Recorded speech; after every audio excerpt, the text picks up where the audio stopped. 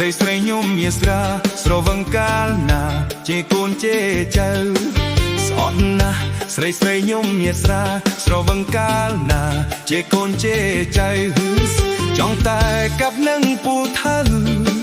ផ្ដាំកូនផ្ដាំចៅកុំយកប្រពន្ធយ៉ាងនឹង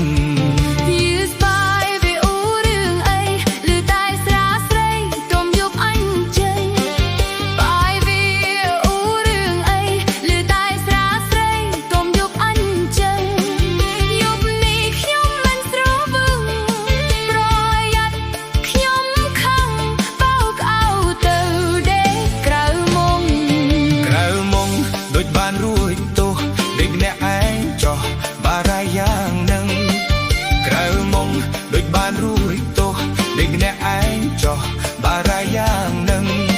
អញ្ចឹងហើយនៅតែខំប្រឹងថាអត់ស្រវឹងអើយធំក្លិនច្រាខ្យល់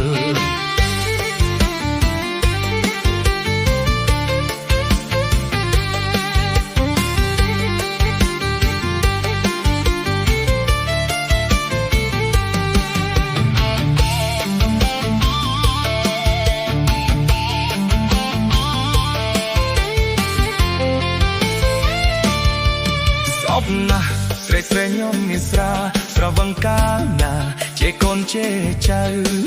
សពណាស្រីស្រីញោមមានស្រាស្រវឹងកាលណាជាកូនជេចៅចង់តែកាប់នឹងពូថៅផ្ដាំកូនផ្ដាំចៅកុំយកប្រពន្ធយ៉ាងនឹង